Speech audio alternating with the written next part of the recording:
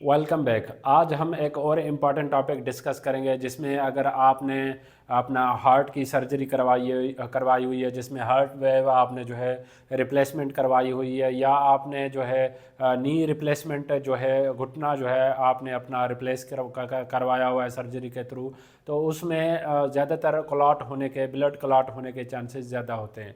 तो इस वीडियो में देखेंगे कि कौन सी मोस्टली जो ड्रग है प्रिस्क्राइब की जा रही होती है जिसको ब्लड क्लॉट को प्रिवेंट करने के लिए, उसके हम यूजेस डिस्कस करेंगे। वो कौन से फॉर्म में अवेलेबल है वो डिस्कस करेंगे। उसकी वार्निंग्स कौन सी हैं ड्रग की वो डिस्कस करेंगे। दैन उसके यूजेस हैं, दैन उसके जो है उसके फूड के ड्रग इंटरेक्शंस इसके साथ कौन से होते हैं वो इस वीडियो में हम डिटेल से डिस्कस करेंगे। जो मैंने ड्रग सेलेक्ट की है वो है वारफेरिन। वारफेरिन को दूसरे अल्फाज में एंटी कोगुलेंट ड्रग के तौर पे भी पहचाना जाता है। एंटी कोगुलेंट जो हमारी बॉडी में ब्लड समटाइम क्लॉट हो जाता है विटामिन के की वजह से या क्लॉटिंग फैक्टर की वजह से क्लॉट होने के चांसेस ज़्यादा होते हैं, तो उसको क्लॉट होने को प्रिवेंट करने के लिए ड्रग जो है वारफेरिन जो है anti coagulant drug mostly doctor जो है प्रिस्क्राइब कर रहे होते हैं।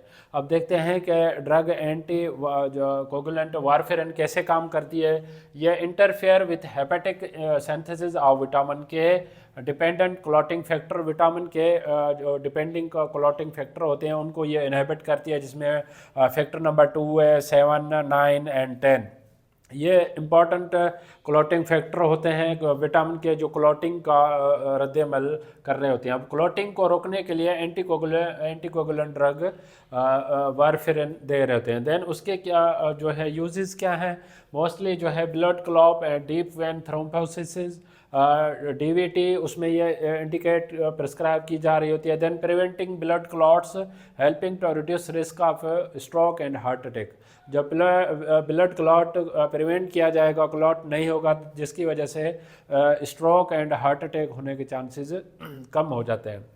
देन ये इंडिकेट क्लिनिकली यूज़ की जा रही होती है हार्ट वेव रिप्लेसमेंट, जिसका बाईपास किया जाता, पेशेंट का बाईपास हो जाता है, जिसमें स्टेंट वगैरह इंसर्ट की जाती है हार्ट की सर्जरी में, तो उसमें भी ब्लड क्लॉट होने के चांसेस होते हैं, जिसको प्रिवेंट करने के लिए anti coagulant drug warfarin mostly 3 months की ड्यूरेशन ऑफ थेरापी के लिए मोस्टली डॉक्टर प्रिस्क्राइब कर रहे होते हैं। देन उसका ये देखते हैं कि ये डोजेज फॉर्म जो है कौन से डोजेज फॉर्म में अवेलेबल है। ये 1 मिलीग्राम में भी अवेलेबल है, 2 मिलीग्राम में भी अवेलेबल है, 2.5 से लेके 10 मिलीग्राम की मुख्तलिफ इसकी टेबलेट फार्मूलेशन में स्ट्रेंथ अवेलेबल होती हैं। अब ये बहुत सारी स्ट्रेंथ अवेलेबल हैं, तो उसके लिए जो अप्रोप्रिएट जो डोज होता है वो 1 to 10 कंसीडर किया जाता है डिपेंडिंग अपॉन INR वैल्यू। ये INR एक टेस्ट होता है जिससे ब्लड क्लॉटिंग का जो है वो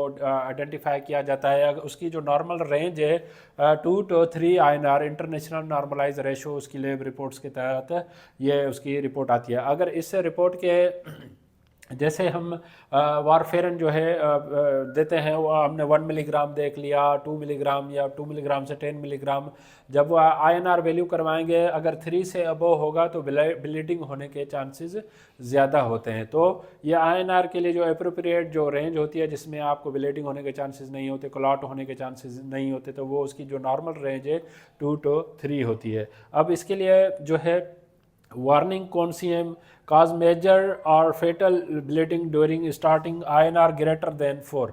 अगर वार्निंग्स कौन सी है, अगर आपने वारफेरिन स्टार्ट किया है या तो उसमें अगर आपकी नॉर्मल रेंज जो है 3 से अबव आती है लैब रिपोर्ट्स में, तो उसमें आपको ब्लीडिंग, नेज़ल ब्लीडिंग या आपकी बॉडी पार्ट से मतलब ब्लीडिंग होने के चांसेस ज़्यादा होते हैं अबव मोर देन 60 ईयर्स।